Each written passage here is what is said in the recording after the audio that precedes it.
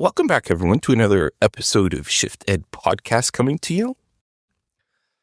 We are dabbling a lot with AI in our system these days, and in Quebec, we are moving forward with it. Sometimes we take a step forward, a couple steps back. We're moving this forward, and today I have Nicole Muñoz-Guzman, who is a consultant for the Récit, and she has been doing a lot of research around voc and adult education and how AI can be integrated and how do we help support teachers and learners moving them forward with AI and AI literacy. So I was very happy to not have to reach too far away from home. This is very much a homegrown conversation that we're going to have about AI in Quebec. And Nicole, thanks so much for taking me up on this offer. I was very happy. I follow you on LinkedIn and I love what you post and I love your mindset around AI and education. I guess my first question, Nicole, is how did you get to this spot in your career? Well, what are a few of those moments that kind of shifted your journey to get to AI and education and working in the adult and voc tech sector? Well, first of all, thank you, Chris, for having me today with you on your podcast. It's a question that is not simple to answer because as any person that works in the vocational training, we have many lives before jumping into teaching and more of the pedagogical aspect of it. So long story short, I used to teach. I became a teacher by accident, I would say. As many of my peers, I was a professional esthetician and I had a salon and I was doing my own thing. And then I was looking for maybe opportunities to do something else in the future. And I'm like, maybe studying to become a teacher might not be a bad option for me. And it's actually a friend that spoke to me about le baccalauréat en enseignement professionnel. So then I researched it and okay, I went in, but expecting just to study and maybe when I decide to change, I'll teach. But it came faster than expected. So I started teaching years ago and right away I had this passion for adult education. For me, it was just something that I did for my entire life. I never felt it was something that new to me. It was just exhilarating. It was exciting. It was you accompany people through their education process, and a lot of the students. I always worked in the area in the Montreal area, so not only you teach something to people, but you help them integrate in the society as well. And they have to learn more French, and they have to develop new skills, and so I was very passionate about that. So then I decided to do that full time, and I had job opportunities. And the more I advanced, the more I already had an interest in technology from a prior job that I had when I was younger. I used to sell cell phones actually. So that was my first experience with fast evolving technology. And I always integrated it in the classroom. So when I saw the generative AI came into the picture, I right away saw the potential in what it could potentially do for our field. And I decided to, at the time I was working for Le Récit. I had a position as une conseillère pédagogique régionale. And with that team, there were exceptional human beings that had a lot of knowledge about technology. And I told myself, how can I be a plus value for the team? And right away, I digged into AI and I did a lot of different courses. And that's where I ended up finding another passion. And now I'm researching it. So when I go for something, it's go deep. You're doing this through Université de Laval, is that? Université du Québec à Montréal, so à l'UQAM, yes. Okay, cool. Very interesting. And Nicole, what were your first encounters with AI? I mean, when this dropped November 2022, what did you think of it when you first encountered AI? What were your feelings towards it? And aha moments or like, oh no moments. Can you expand on that a bit? Yeah, so it went a little bit like this. It was ChatGPT, obviously, like a lot of people first experience. And I read about it and I'm like, let me try this out. So I went in, I asked the question, got an answer, and it was a pretty basic question I asked. And I was like, okay, it's okay. But then I started trying other questions and then wait a minute. Oh, we can go there. And then it just progressed to where are the limits of this thing until I realized there were no limits. So then you try more and more things, right? So that was my first experience. I think like a lot of people with the ChatGPT, and it just went from there. Interesting. And are you doing research around AI? Like, are there ongoing research topics that? Because I did read that you were looking at like the connection between AI and education in VocTech through that lens. How do you approach that? How do you approach kind of bringing AI into our VocTech and our adult ed centers? Well, right now, what I study a lot, it's the steps how people s'appropriate in English, appropriate the technology, and that's where my attention is at, because currently we have a lot of examples. People try. It's basically right now a trial and error thing going on, and the lack of structure that we currently have for teachers, like with their how to train them, how to give them the proper tools to navigate this technological change, forces them basically to try on their own in their corner. I'm in my class, I want to do this. So right now I'm interested in the steps they did, who they were before they discovered, like I did, generative AI. Does it play a factor? What makes one teacher excited about using it and more flexible in how far he can go with it, and another one that maybe hasn't touched it or barely. And this is where I'm at, really, to know exactly what processes go through their brains, how they choose the tools, why they choose the tools, who help them, what are the environments that allow them to develop this new knowledge versus those that maybe didn't have the same chances, right? So for me, it's really important to it's an observation that I want to make, because right now, at least in vocational training, there's no data on how teachers are currently navigating this. And I think it's very important to have this information to create proper training and l'accompagnement, like we say, for these teachers. Absolutely. And because there's no age restriction, like in the youth sector where we work more, we have 13, 14. So it's kind of like we're kind of approaching it from how could we help teachers, so I'm happy to hear what you're talking about as well, that start with the teacher before we get to the kids, or the adults, I should say.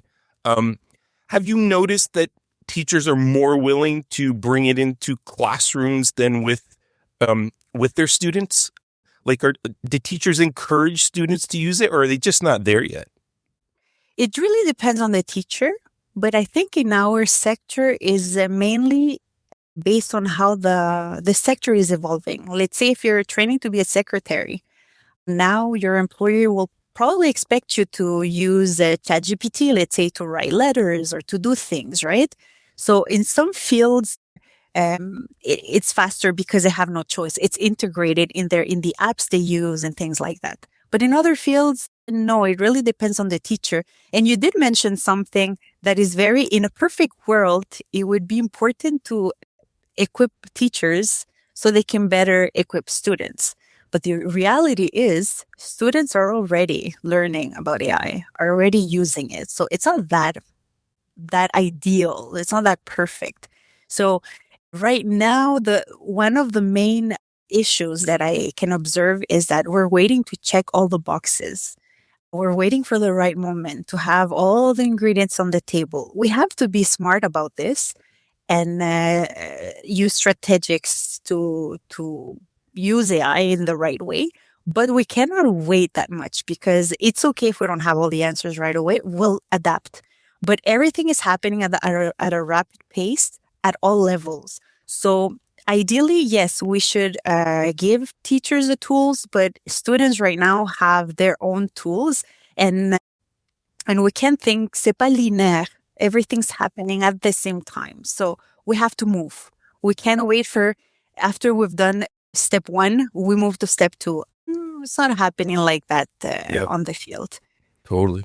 Yeah. And with the call des références numériques just got its, AI sheen to it. So they've integrated AI into the 12 dimensions.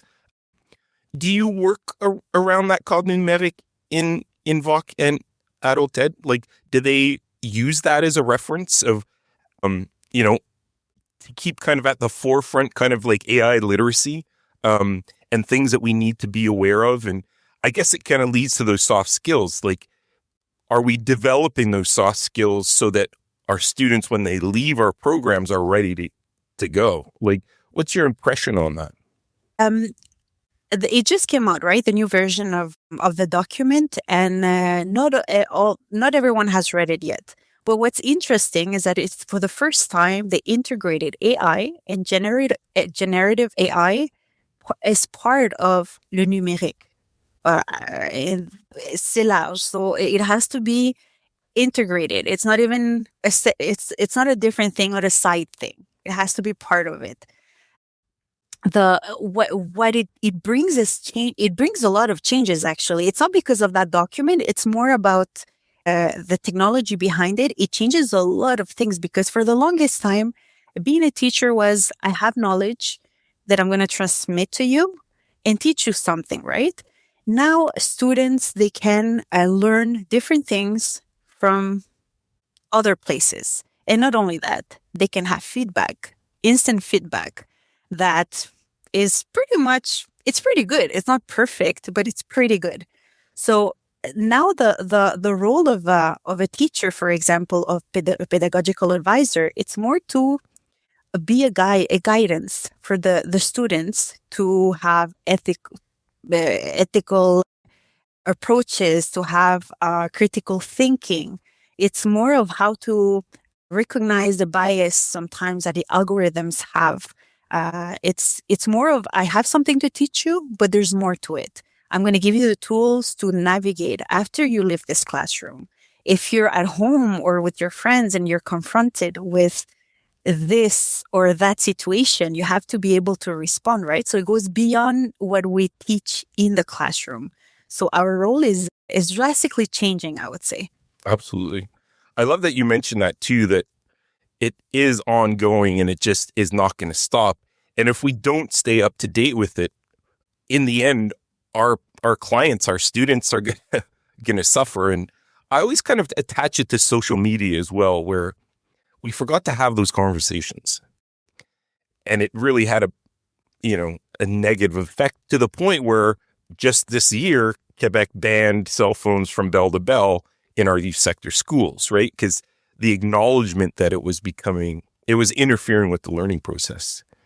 How do you take that kind of same mindset that AI has, that we need to talk about the ethical use, the privacy, what you share in there, copyright, can I just take anything and throw it into chat and it will do whatever it wants to it? Like, understanding those kinds of concepts. How do we start having those conversations so that practice starts to shift?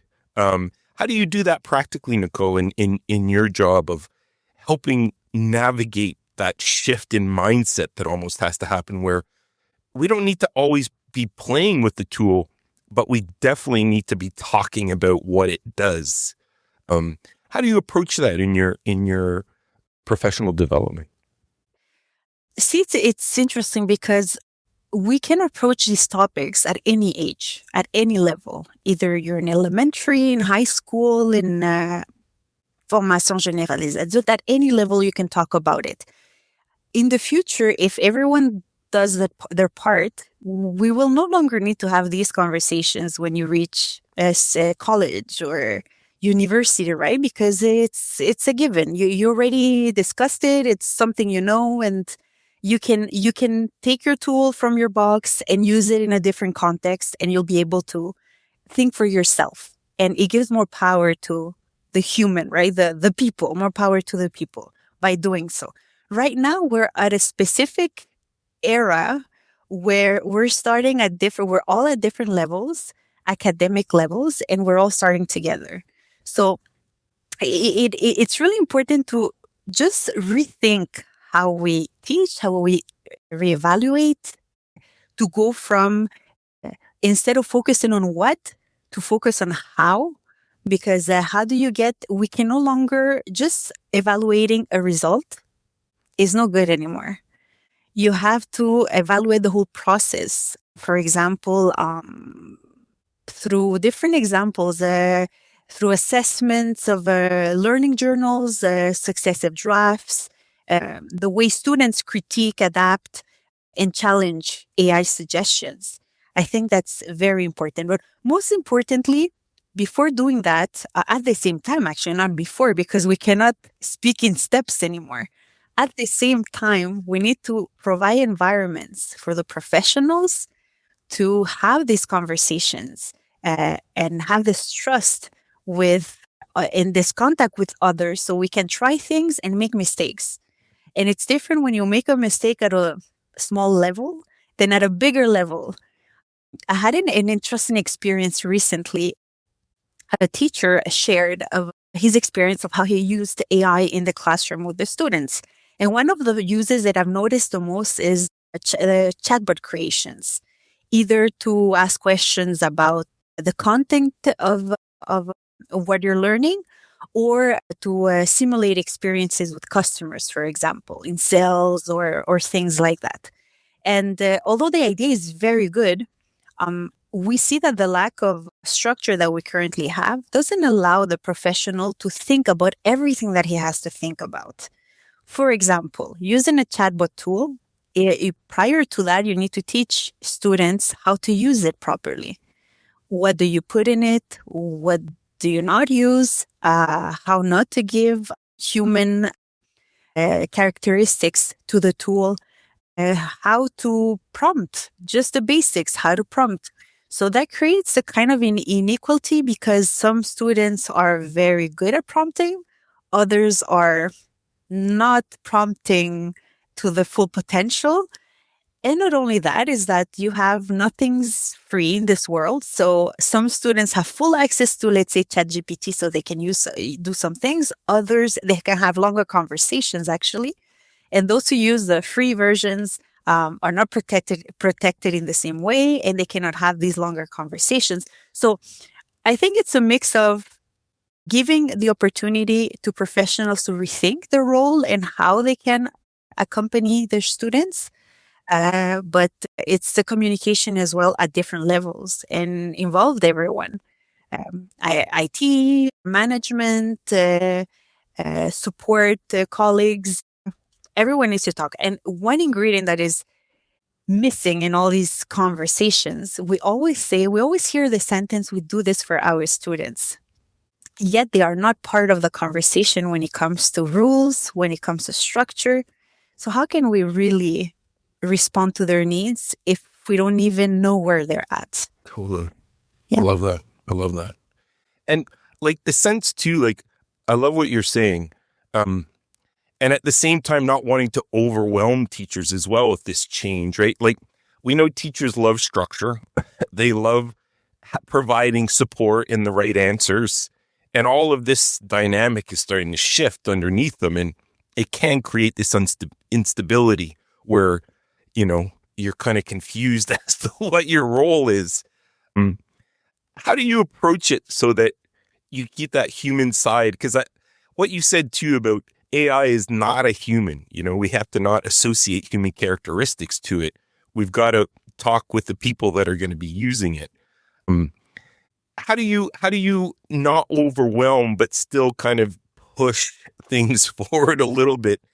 Because I find that when we integrate technology, you'll always have your group of 10-15% of teachers love it. They'll do it. They want in. And then you have the other group that is very kind of hesitant.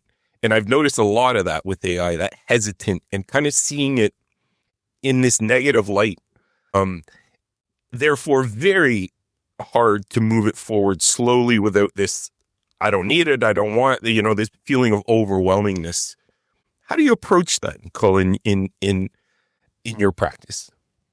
Before answering these questions, because something just popped up with what you said, that it is true that a lot of people are skeptical or they refuse to use AI, and they say, I refuse to use it. And some students, I've heard experiences in the classroom where teachers wanted to do an activity with AI and a few students refused. We don't want to use it. So to me, it's always interesting because I don't know if everyone is aware that they're using AI. It's so integrated in everything that people believe they have this sense of control by saying, no, I don't want to use it. But are they really aware of the level of control that they have or not? For example, all students have cell phones. They're using AI. Everyone watches Netflix. They're using AI. Google Maps. You're using it. You're using your car now. You're using AI. So it's that level of conscience, right? To realize that, wait a minute, do I really have a saying in all of this? And once you start digging, you quickly realize that you don't have much of a say. So you have to have all the elements on the table to be able to choose what you want to do or not, but with all the information on the table. So now to answer your question is, it can feel overwhelming, right? The technology, how fast it advances. And it can be a sort of pressure that people feel towards AI. And the questions I like to ask is, pressure from who? Is it pressure from the big companies? Is it pressure from your students? Is it pressure from your friends? It can be pressure. It depends from who. If we speak about the companies, the ones that are developing these systems, they're moving at a rapid pace. They operate in a very competitive environment that is more driven by speed, by market position, and more of a power dynamics.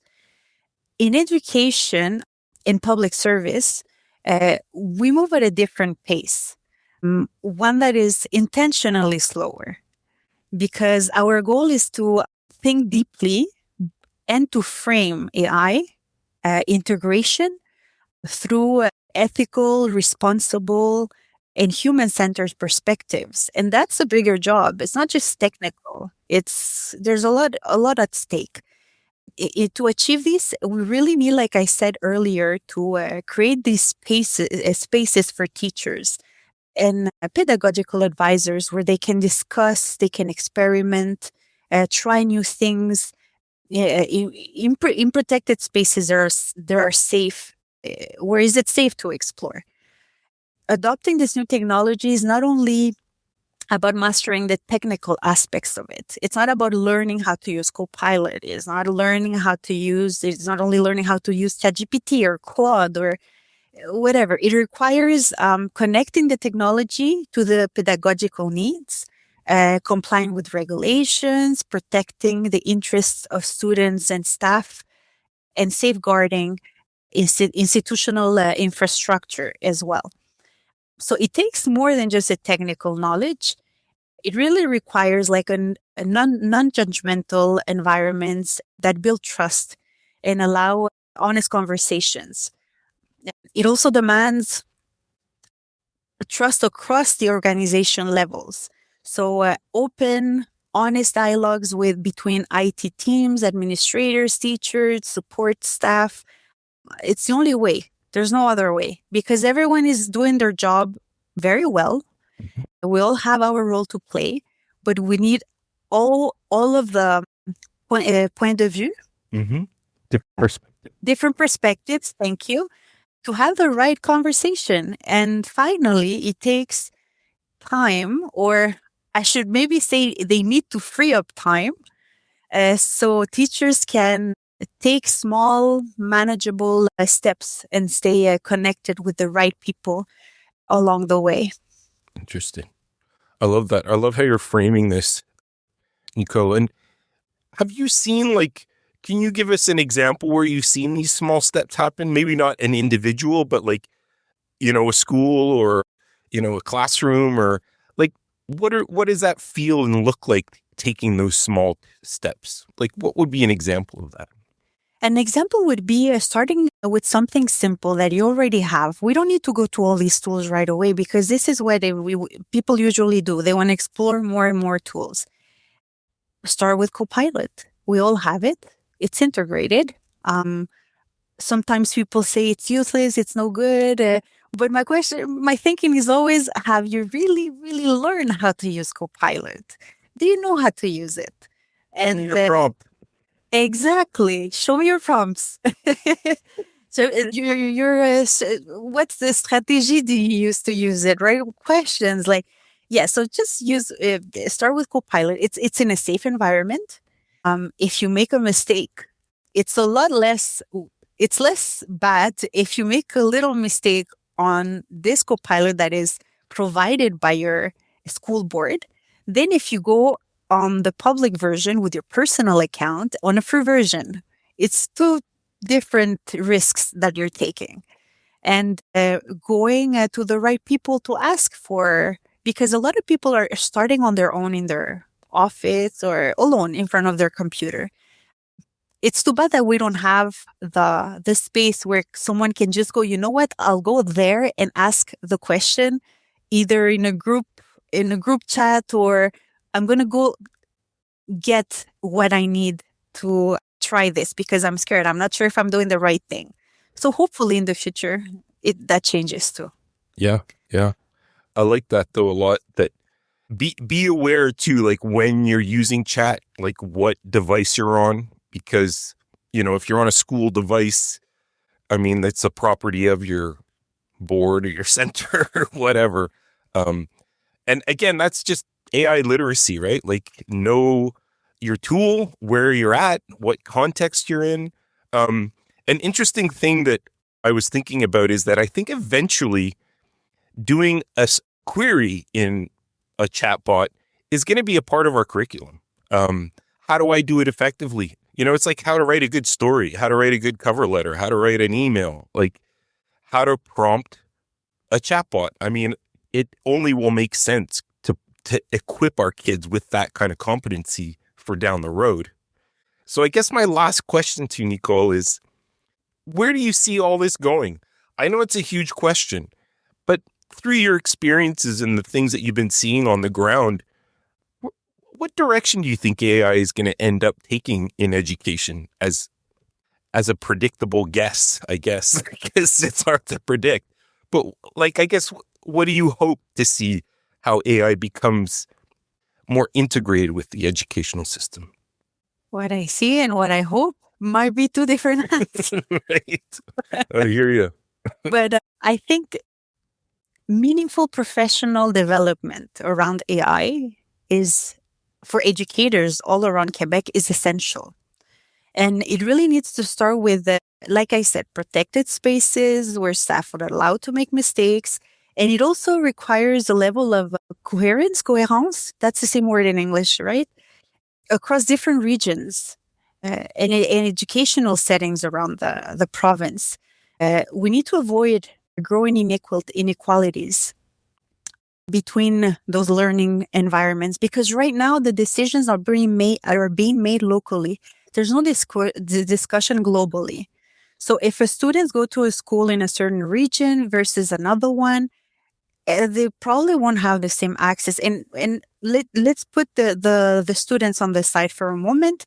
Only for professionals, they don't have access to the same things around the province. And to me, that's very alarming, because if no one is communicating, how are we making sure that everything's done equally for everyone, that we're not leaving people on the side?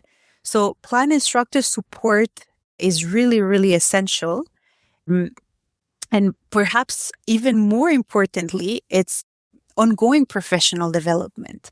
Because when it comes to AI, it's not a matter of, okay, we'll train you and you know what it is, you're good to go. It doesn't work like that, because the technology is always evolving. So you need to stay up to date, adjust your practice. A new tool might come in a few years or in a few months that is going to, again, change everything. And because it is evolving so rapidly, we need to not keep up with the technology. I don't like to say that because we're at two different speeds. But let's say if we speak historically speaking, if we compare this with the moment the internet arrived, research and history shows that people adopt and navigate new technologies largely through interaction with others. There is a strong social dimension to technological appropriation, which makes it essential to create opportunities for educators to connect, to exchange, and learn from one another in order to innovate in their practice in a meaningful way. Because a teacher that teaches in Montreal, for example, this in the same